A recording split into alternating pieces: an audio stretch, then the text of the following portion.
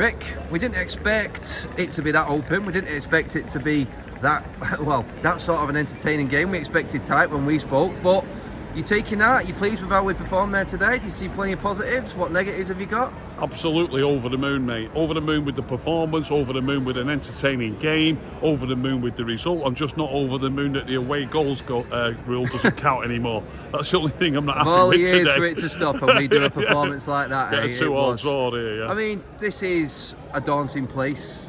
They are top of the league. United have come here in decent form, but we stood our ground and more, I thought, there tonight. Overall, I think we deserved at least a draw, if not a bit more. But then again, you know, if you was a Barca fan, you'd consider yourself a bit unlucky with the way they applied pressure the last 10 or 15 minutes. I think they hit the post, there was a bit of a scramble, and, you know, they had us under severe pressure the last sort of, it might not have been 10 minutes, but it seemed like it. You know, we were under a lot of pressure for a while, and I was a bit concerned, but we got through it in the end, still with the draw, so it was great. Yeah, I've just been in the press conference with Ten Hag there. He's still seething about the decisions and how he thought the crowd manipulated the referee. The foul on Rashford. I think he was looking at it there that little bits of certain decisions changed the game there and swung the momentum in Barcelona's favour for that last 10 minutes. Would you agree that that's how it looks watching in? Look, that's always been the case in football. I assume there was VAR on that game tonight, and of course VAR. You see, they say VAR can't get involved. There was VAR on it, was there? There must be. There was. They checked the goals. Yeah. So if there's VAR on it, although they say that the VAR can't get involved in free kicks, they can get involved in goals and they can get involved in red card decisions.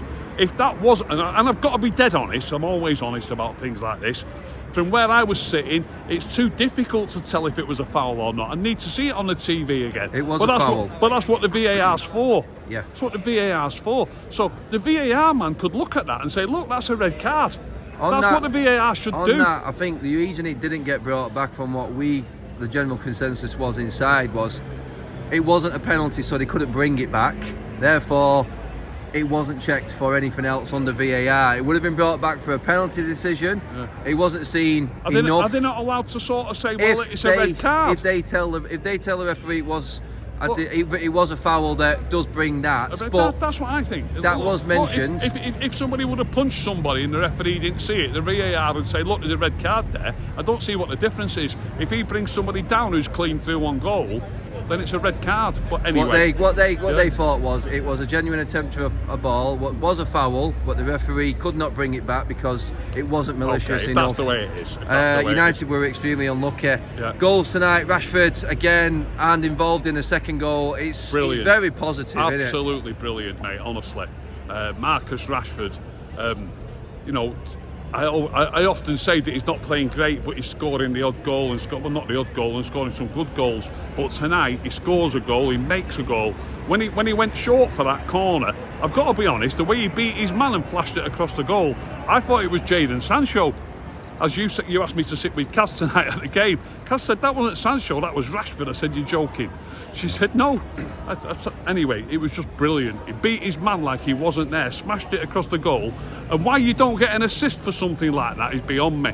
It's a deliberate ploy by a player to get along the dead ball line, which I've been praying for to happen. A right-footed player on the right-hand side smashed the ball across the face of the goal. It can go in off anybody, and that's what he did, and it worked. You should get an assist for it. That's it there. I mean, in the end, the negative side, a couple of individual errors I thought cost us the game there. I quizzed Ten Hag on Casemiro's error. He blamed the system and the formation not being up with play and how they wanted to play out from the back. I thought he could have played it a bit safer while we were winning. Ten Hag shut that down, defending his players or what you could say, but he's got to do that. But I agree with you. I thought it was a little bit poor by Casemiro. I've got to be honest. I love Luke Shaw. Everybody knows I love Luke Shaw, and Luke Shaw again, absolutely outstanding, absolutely outstanding. But nobody's perfect, and I do think when Luke Shaw gave it him, it looked to me like he was being closed down in his own third. I'd like to see it again on the TV, but I've only seen it once live. My heart was in my mouth when he passed it to him, and Casemiro had to get rid of it quickly, and he took the wrong decision, and it ended up costing us. But again, then the first goal, you could say that was easily poor marking. Alonso at the back stick. De Gea may have done better with it, but you look at that, you take them out of that performance there, and United go away probably the more unhappy team, I would say, Rick. Yeah, I think we deserve, as I say, at least deserve a draw. Want to give a shout out to WEGHORST, by the way. I mentioned at the weekend that he played at number 10 for 20 minutes at Leeds and looked really good there. And we've come to Barcelona a few days later, and he's played a full game either. Somebody said to me he played more like a midfield player, even between a 6 and an 8. I'm calling it a number 10. He's certainly lined up as a number 10. He's played a full 90 minutes at number 10, and I thought he had a great game. And there's some people criticising him. They're criticising him because he's not scored, and he should have scored. He should have scored. He had a great chance tonight. Didn't put it away. Fair enough. But his overall game tonight, the way he looks after the ball, the way he passes the ball, absolutely class. And the manager appreciates it. And somebody said to me, well, they've got to fit Bruno in the team, they can't leave him out. That's fine, and Bruno did fine. He played, but for Bruno to get pushed to the right wing, think about this.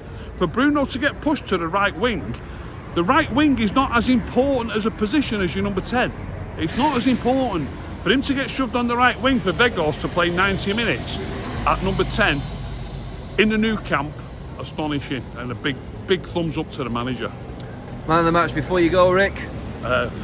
Look, I'm like a stuck record, but Luke Shaw, I think I've told this story on the United stand on a show once. When I was a dead young man, I used to take my kid brother to football, and kids always say that to you, who was your man of the match? And I always used to say to him, do you mean apart from Martin Buchan? Because Martin Buchan was the best player on the field every week, and Luke Shaw is the best player on the field every week. So if it's not Luke Shaw, I'll go for WEGHORST again. You go. Not many will disagree with Luke Shaw tonight, mate. I agree. He was brilliant. Absolutely world-class performance. Rick, love it, mate. Safe journey home, pal. Thanks a lot, mate.